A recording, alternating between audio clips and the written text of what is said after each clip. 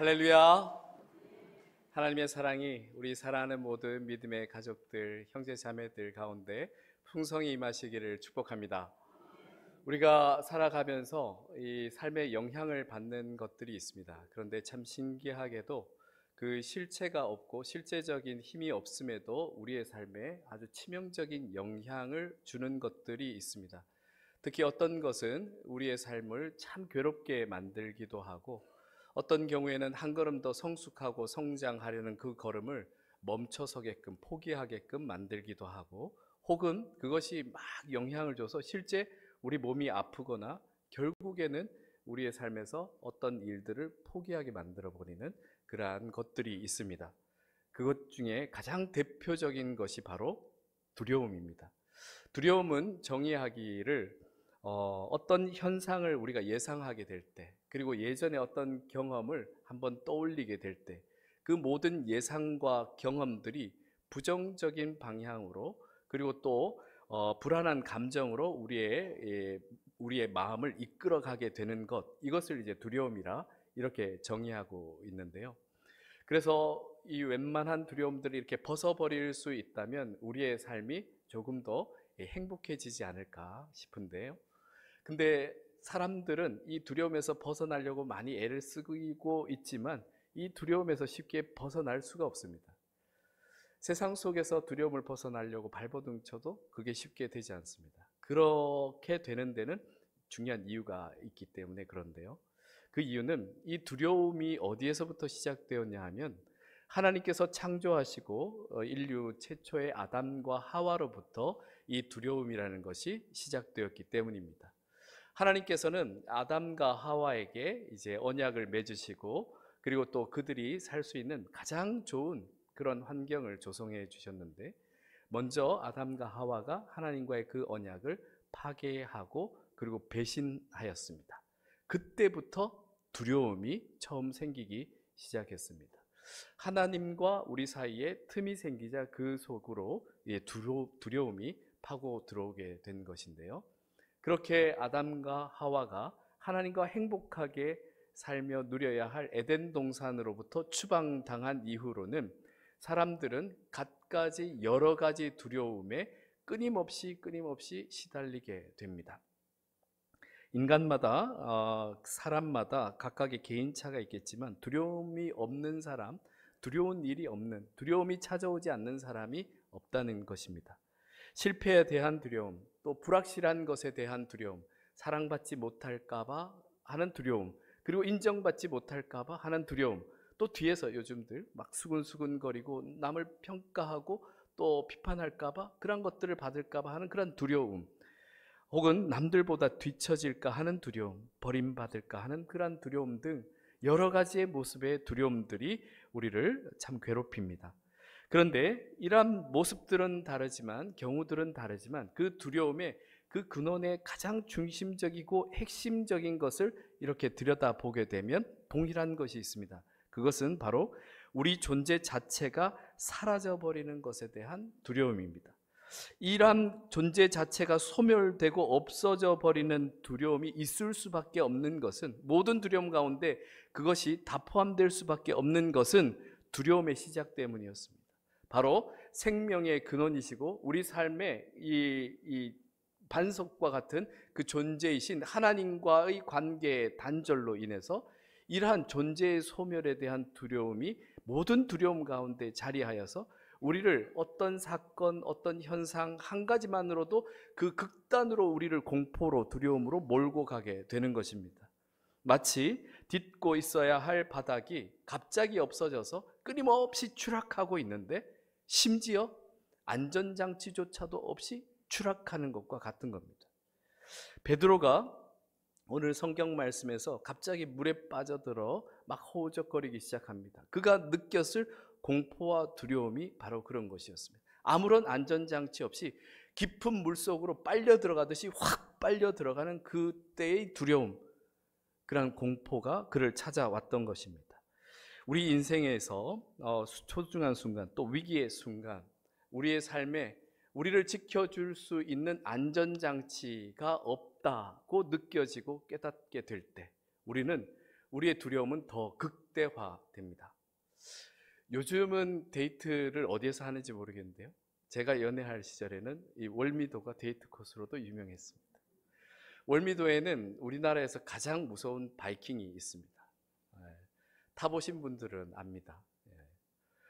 왜 이 월미도 바이킹이 가장 무섭냐 하면 가장 높이 올라가기 때문에 아닙니다. 가장 빨리 움직이기 때문에 아닙니다. 바이킹이 뭔지는 아시죠? 배처럼 생겼는데 그네처럼 막 왔다 갔다 하는 건데요. 왜 그것이 가장 무섭냐 하면 제가 이제 탔을 때 이 안전장치 안전바를 이렇게 내리면 이제 찰칵하고 걸려서 이제 움직이지 않아야 되잖아요. 근데 막 덜컥덜컥 움직입니다. 안전바가 뭐 요즘은 어떤지 모르겠습니다. 그때만 해도. 그리고 이제 기계가 움직이기 시작하면 기계 소리가 요란합니다. 어디 뭔가 벨트 하나가 빠진 것처럼 막 털커덕 곧 이 배가 빠질 것 같고 무너질 것 같은 그러한 막 공포가 확 몰려오는데요. 그 배를 아내를 꼬셔서 이제 연애 시절에 탔습니다. 무서운 걸 잘 못하는데 뭐 제가 잘 꼬셨죠. 그래서 이제 타긴 했는데 이제 아까처럼 안전바가 막 흔들흔들거리고 들썩들썩거립니다. 배가 출발했는데 막 끽끽하고 요란한 소리를 냅니다. 아내가 어떻게 했겠습니까? 소리를 지릅니다. 소리를 질렀는데요. 그러자 그 월미도에 있는 이 바이킹은 그 일반 놀이 시설에 있는 것처럼 딱 정해진 시간만 타는 게 아니라 운전하는 아저씨 마음입니다. 좀 더 태워주고 좀 더 높이 올라갈 수도 있고 한데 막 아내가 소리 지르니까 재밌다는 걸로 알고는 막 더 높이 올리는 겁니다. 막 더 오래 언제 멈출지 모르게 계속. 아내가 참다 못해서 욕은 안 했습니다만은 아저씨 세워주세요. 거의 안 세워주면 큰일 날 것처럼 그렇게 해서 아저씨가 이제 보고는 이제 그 배를 세우게 되었는데요. 하나 미안한 건 그때 옆에 딸 둘과 아빠 한 명이 이렇게 세 명이 이제 너무 재밌게 타고 있었는데 우리 때문에 중간에 멈춰서 좀 미안했던 기억이 있습니다. 그것이 이제 그것이 아내랑 탔던 마지막 바이킹이었습니다. 요즘은 뭐 저도 이제 심장을 치료한 이후에 막 무서운 기구를 이제 잘 못하고는 하는데요. 우리가 이렇게 잠시 그저 타고 내리는 이 놀이기구에서도 안전장치가 이제 뭐 안전하지 않다 생각되고 나를 지켜주지 못할 것 같다는 생각이 들면 막 두려움이 막 극대화돼 버리고 더 무섭습니다. 그런데 우리가 인생을 살아가면서 아주 인생의 중요한 순간들 그리고 또 위기에 특히 위기의 순간들 나를 지켜줄 아무런 안전장치가 없다 생각하면 얼마나 두렵고 무섭겠습니까? 그래서 사람들은 각자 나름의 안전장치를 다 준비하려고 애쓰고 노력하고 삽니다. 열심히 막 돈을 벌어서 이 어떤 문제가 발생했을 때 이런 경제적인 부분으로라도 이렇게 커버하려고 혹은 좋은 직장, 직업 그리고 또 좋은 스펙들 그리고 명예를 얻어서 어떤 위기를 그것으로 잘 이겨내려고 열심히들 그렇게 살아가고 있습니다. 참 귀한 일이죠.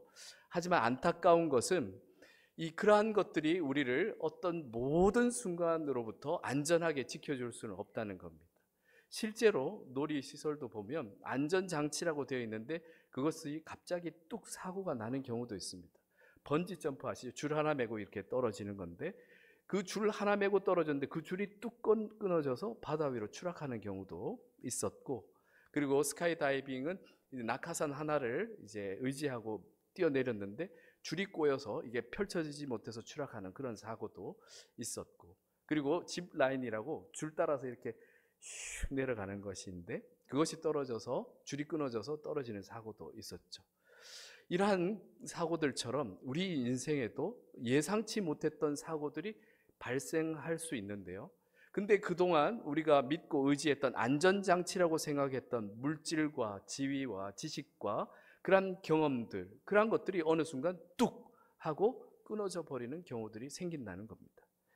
이 세상이 제공하는 것들로는 우리 인생을 안전하게 완벽하게 지켜낼 수 없습니다. 그런데 오늘 성경 말씀에서 모든 것으로부터 모든 두려움으로부터 우리를 지켜낼 수 있는 가장 확실한 안전장치가 계심을 이 성경 말씀을 통해서 우리가 접하게 됩니다. 예수 그리스도의 제자들은 배를 타고 이제 건너편으로 건너가기 위해서 이미 육지에서 한참을 이제 바다 가운데로 나왔습니다. 그런데 바람이 막 일기 시작하자 파도가 치겠죠. 그 배가 울렁거리기 시작하면서 출렁거리는 흔들림 가운데 제자들이 막 괴로워합니다. 그런데 저기에서 바다를 누가 걸어오시는 분이 계십니다. 분명히 모습은 예수님 같은데 바다를 누가 걸어올 거라고는 제자들이 아무도 상상을 못했기 때문에 처음에는 유령인 줄 알았습니다. 그래서 다들 막 소리 지르면서 두려워하고 있었을 때 예수님께서 오늘 말씀해 보시면 제자들이 두려워할 때 즉시 두려워하지 말라, 안심하라, 나니 두려워하지 말라, 그런 말씀을 하셨습니다.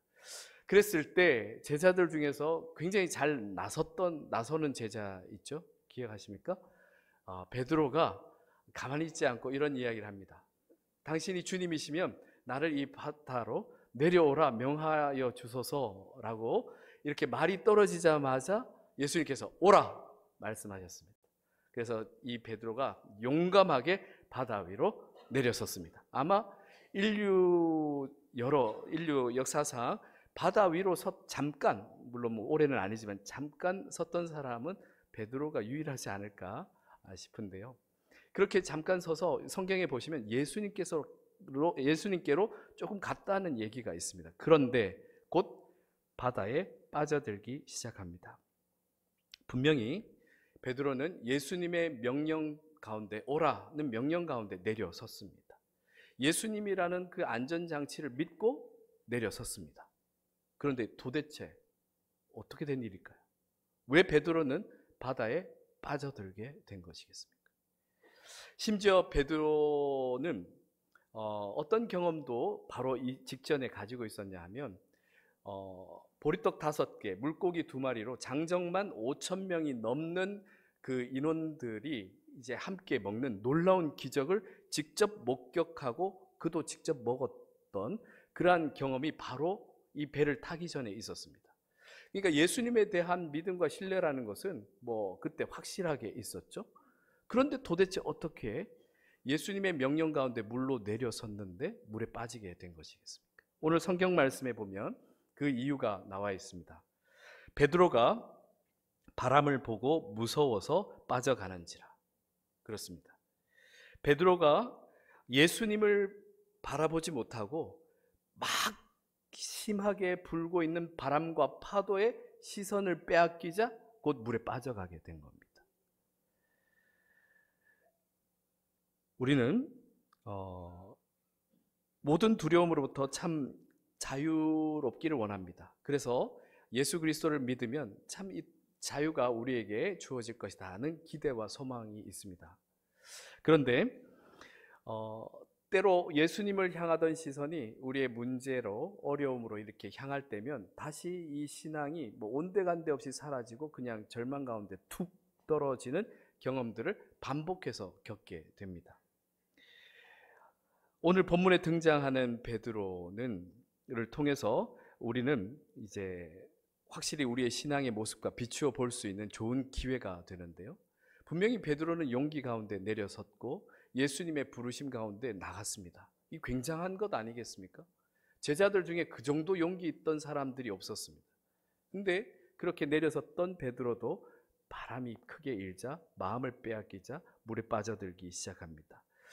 그리고 그 베드로는 이런 고백도 해서 예수님으로부터 천국의 열쇠까지 받게 되는 굉장히 놀라운 수제자라 불리우는 사람이었습니다. 그런데 그런 베드로가 예수님께서 체포되시고 자기의 눈에서 사라지게 되자, 그리고 자기의 눈에 다시 나타나게 되었을 때는 포박되어서 막 처절하게 그 고문 가운데 놓여 있던 예수님을 보고, 그리고 또 살기등등한 제사장들과 그 예수 그리스도를 둘러선 사람들이 비난하고 욕하는 모습들을 보게 되었을 때 정말 믿음의 고백으로 천국의 열쇠까지 받았던 그 베드로가 뭐라고 그랬습니까?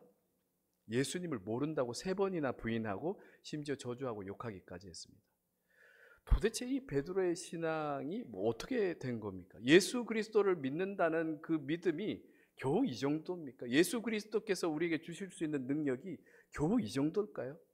계속해서 뭐 좋을 때는 예수 그리스도를 잘 믿는 것 같다가 어려움과 또 문제 가운데 처할 때는 예수 그리스도를 안 믿는 것 같다가 계속해서 이렇게 왔다 갔다 하는 이유가 무엇이겠습니까? 이유는 베드로가 예수 그리스도께서 십자가에 달리시고 고난 당하기 직전까지 가지고 있었던 베드로의 신앙은 자기 마음대로 믿는 신앙이었습니다. 하나님께서 예수 그리스도를 이 땅에 보내시는 그 뜻대로 믿는 신앙이 아니라 자기가 보고 싶은 것을 보고 자기가 믿고 싶은 것을 믿고 자기가 예수 그리스도를 통해서 얻고 싶은 것을 얻고자 하는 신앙 정도였습니다. 그랬기 때문에 예수 그리스도가 문제가 아닙니다. 예수 그리스도를 믿는 그 베드로의 그 믿음이 문제였습니다. 온전한 믿음으로 예수 그리스도의 그 정말 확실한 안전장치와 확실하게 결속되어 있지 못해서 계속해서 왔다 갔다 그렇게 한 것입니다. 한국 교회 성도들 중에도 자기가 믿고 싶은 대로의 신앙을 가진 분들이 솔직히 꽤 많습니다. 그래서 어떤 경우에는 신앙이 참 좋아 보입니다. 그런데 어떤 경우에는 신앙이 예전에 그 정도의 신앙이 어디 갔나 의심스러울 만큼 뭐 세상 사람들보다 더 못한 모습을 보게 되는 경우가 있습니다. 참 부끄러운 모습입니다. 그 이유는 자기가 믿고 싶은 대로 신앙생활을 하고 있기 때문에 그렇습니다. 하나님께서 예수 그리스도를 보내신 그 뜻대로 믿음을 가지고 그 뜻대로 신앙생활을 해야 하는데 자기 뜻대로 신앙생활을 합니다. 이렇게 해서는 확실히 두려움으로부터 자유함을 얻을 수가 없습니다. 순간순간 좋을 때는 좀 용기를 냈다가도 어려움이 다가오면 금방 그 용기는 온데간데 없이 사라져 버립니다. 갈팡질팡하게 됩니다.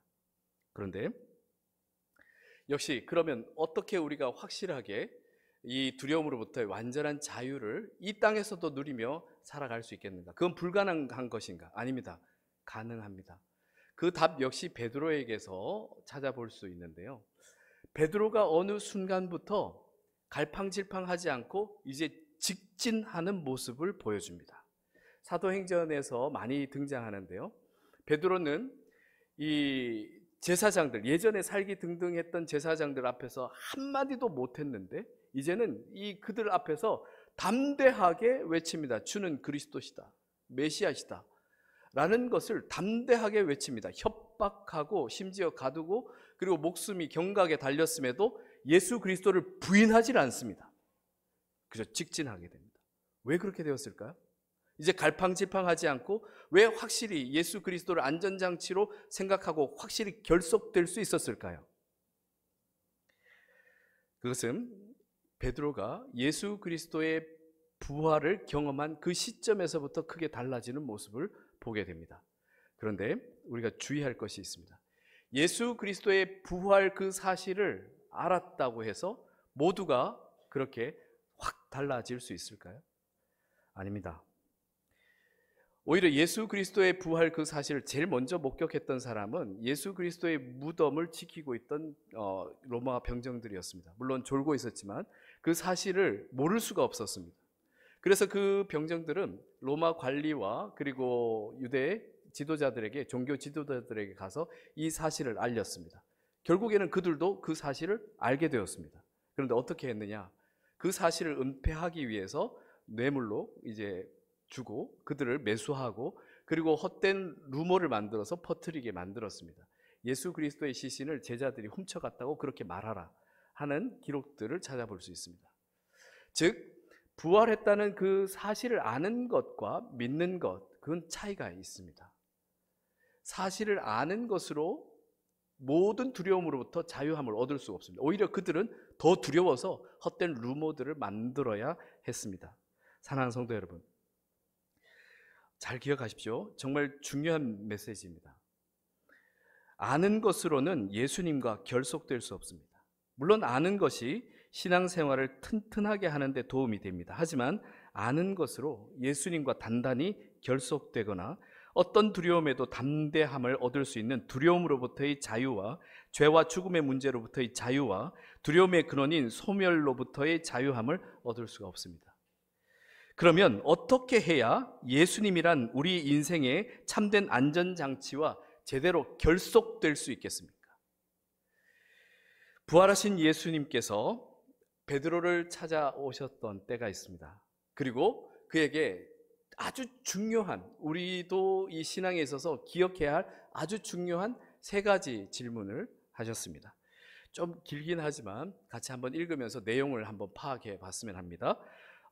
함께 읽겠습니다. 그들이 조반 먹은 후에 예수께서 시몬 베드로에게 이르시되 요한의 아들 시몬아, 내가 이 사람들보다 나를 더 사랑하느냐 하시니 이르되 주님 그러하나이다. 내가 주님을 사랑하는 줄 주님께서 아시나이다. 이르시되 내 양을 먹이라 하시고, 또 두 번째 이르시되 요한의 아들 시몬아, 내가 나를 사랑하느냐 하시니 이르시되 주님 그러하나이다. 내가 주님을 사랑하는 줄 주님께서 아시나이다. 이르시되 내 양을 치라 하시고, 세 번째 이르시되 요한의 아들 시몬아, 내가 나를 사랑하느냐 하시니 주께서 세 번째 내가 나를 사랑하느냐 하심으로 베드로가 근심하여 이르되 주님 모든 것을 아시오매 내가 주님을 사랑하는 줄을 주님께서 아시나이다. 예수께서 이르시되 내 양을 먹이라. 내가 진실로 진실로 내게 이르노니 내가 젊어서는 스스로 띠뛰고 원하는 곳으로 다녔거니와 늙어서는 내 팔을 벌리리니 남이 내게 띠띠우고 원하지 아니하는 곳으로 데려가리라. 아멘. 그렇습니다. 부활하신 예수님께서 베드로 앞에 나타나셔서 물으십니다. 내가 이렇게 살아 돌아왔으니 이제야 너는 나의 부활을 믿느냐? 이렇게 질문하지 않으셨습니다. 뭐라고 질문하셨습니까? 내가 나를 사랑하느냐? 내가 나를 사랑하느냐는 질문, 그 사랑의 깊이를 더하시면서 세 번이나 반복해서 물으셨습니다. 사랑하는 성도 여러분, 우리가 착각해서는 안 됩니다. 성경의 지식을 많이 알고 있다고 해서, 교회 신앙생활을 오랜 기간 동안 하고 있다고 해서, 직분을 목사라는 직분 혹은 장로, 권사, 안수집사라는 직분을 받고 있다고 해서 예수님과 확실하게 결속되어 있다고 보장되지 않습니다. 예수님과 어떤 사랑의 관계 속에 있는가, 그것이 중요합니다. 우리가 예수님을 확실하게, 우리를 예수님에게 확실하게 결속시킬 수 있는 것은 바로 사랑입니다. 그런데 예수님의 사랑은 우리가 더 이상 의심할 필요가 없습니다. 예수님께서 우리를 향한 사랑은 예수님의 그 목숨으로 증명해 주셨기 때문에 그렇습니다. 사랑의 완성은 서로가 서로를 향하여 함께 할 때 사랑이 완성됩니다.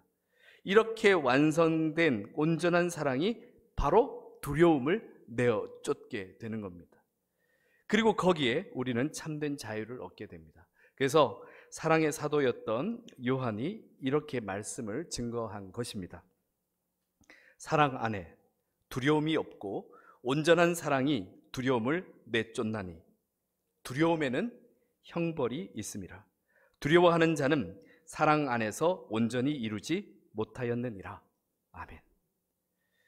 사랑하는 성도 여러분, 예수님을 사랑하십니까? 네. 아멘.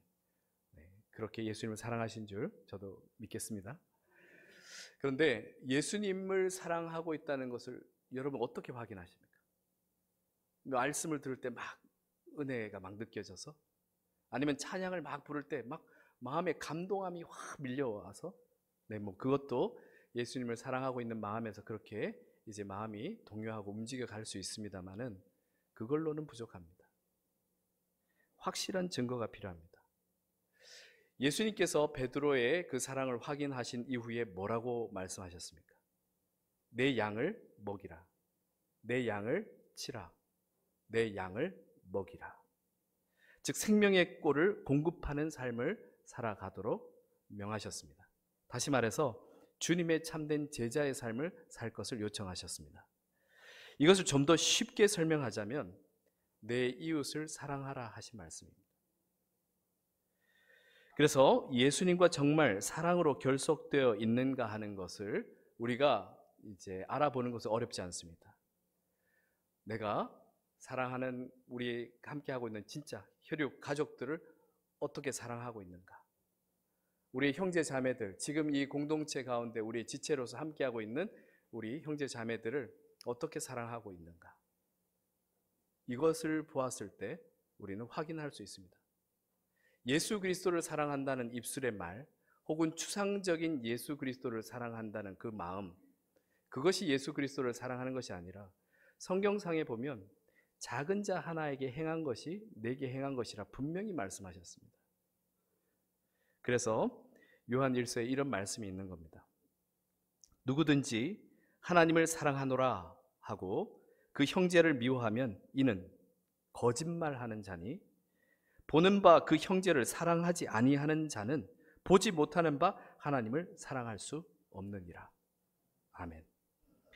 이 말씀으로도 경각심을 가질 수 없다면 다음 말씀을 한번 더 보시기 바랍니다.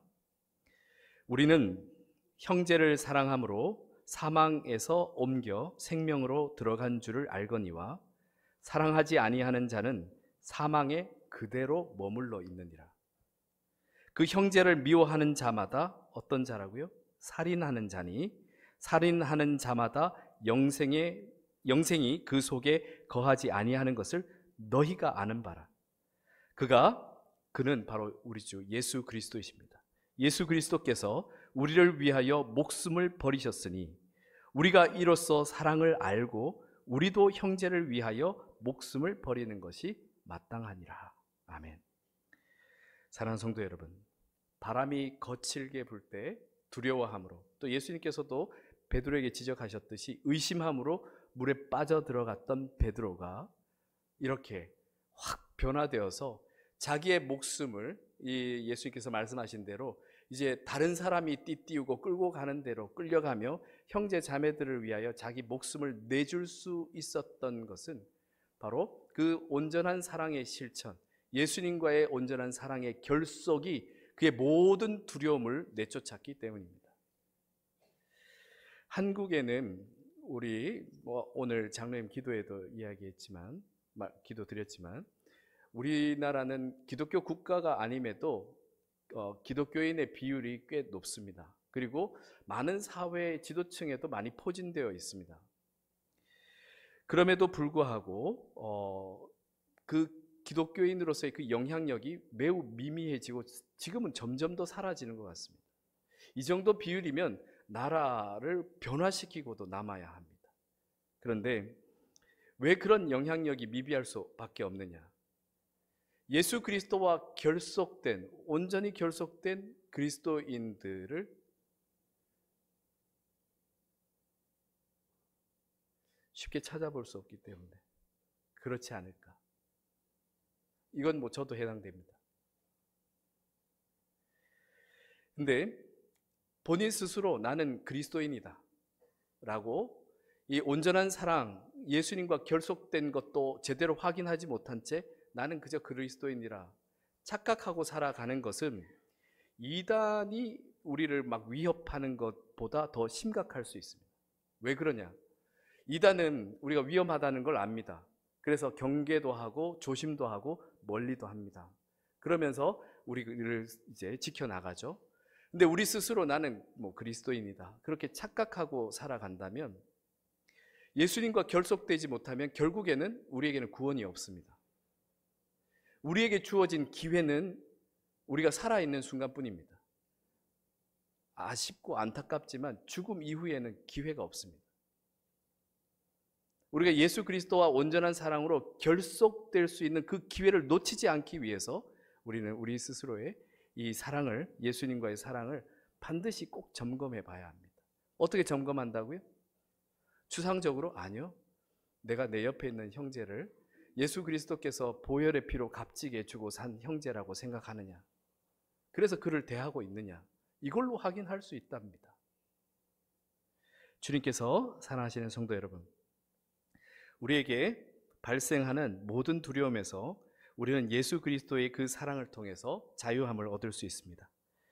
그 사랑이 입술의 사랑만이 아니라 지식적이고 신학적인 사랑만이 아니라 내 옆에 있는 가족, 형제, 자매, 이웃을 예수 그리스도께서 그 생명으로 구해내신 소중한 생명임을 깨닫고 사랑할 때 진정한 그 사랑이, 우리가 예수 그리스도의 완전한 사랑의 결속이 이루어지게 되는 것입니다.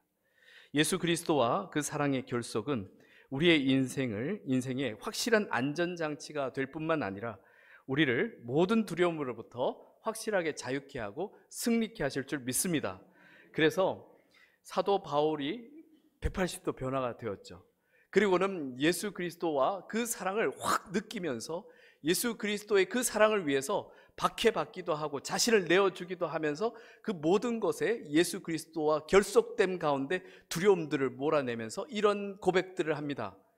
함께 읽어보겠습니다. 누가 우리를 그리스도의 사랑에서 끊으리요? 환난이나 곤고나 박해나 기근이나 적신이나 위험이나 칼이랴. 기록된 바 우리가 종일 주를 위하여 죽임을 당하게 되며 도살당할 양같이 여김을 받았나이다 함과 같으니라. 그러나 이 모든 일에 우리를 사랑하시는 이로 말미암아 우리가 넉넉히 이기느니라. 아멘. 오늘도 주님은 변함없는 사랑으로 우리에게 말씀하십니다. 안심하라. 나니 두려워하지 말라. 우리가 아직 예수 그리스도와 온전한 사랑으로 결속되지 못했을지라도, 그래서 내 옆에 있는 형제 자매를 온전한 마음으로 정말 나를 낮추며 겸손히 다 사랑하지 못할지라도, 그래서 늘 스스로 자꾸 실망하고 자책할지라도, 그러나 우리가 변함없는 예수 그리스도의 사랑을 믿고 주여 나를 구하여 주시옵소서 부르짖는다면 주님께서는 오늘 성경 말씀처럼 즉시 도와주실 줄 믿습니다. 베드로의 그 믿음의 상태가 그저 자기가 원하는 것을 바라는 그러한 믿음의 상태였지만, 물로 빠져들고 있을 때 주여 나를 도와주소서라고 부르짖었을 때 예수님께서 즉시 그를 잡아 구원해 주셨습니다. 그러나 정말 바라기는 더욱 완전한 사랑으로, 즉 성삼위 하나님을 온 마음과 뜻과 정성을 다하여 사랑하고 내 이웃을 내 몸과 같이 사랑하는 사랑으로 모든 두려움을 참되게 내쫓고 참된 자유를 만끽하며 누리며 나누며 살아가는 그러한 복을 누리시기를 축복합니다. 함께 기도드리겠습니다. 우리를 사랑하시는 아버지 하나님, 우리에게 주신 사랑, 주 예수 그리스도께서 우리를 위하여 하늘 보좌 버리시고 이 땅 가운데 오셨으므로 증명되었습니다. 우리를 위하여 귀한 생명의 말씀 하나님 나라 그 복음을 계시하여 보여주심으로 증명되었습니다. 예수 그리스도의 생명으로 십자가에서 우리의 모든 죄를 대신하여 지심으로 증명되었습니다. 우리를 위하여 영생의 길을 열어주시기 위해 부활의 첫 열매가 되심으로 확실히 확증되었습니다. 아버지 하나님, 이제 우리의 신앙이 인격적으로 주 예수 그리스도와 함께 결속되어서 온전한 사랑을 이루어 우리 가운데 찾아오는 모든 두려움으로부터 자유함을 누리게 하옵소서. 단 거짓되고 그리고 위선적이고 가식적인 사랑을 이제는 버리게 하시고 주 예수 그리스도의 말씀대로 사랑하며 진정한 그리스도인으로 성장해 나갈 수 있도록 주여 도와 주시옵소서. 우리 주 예수 그리스도의 이름으로 기도드립니다. 아멘.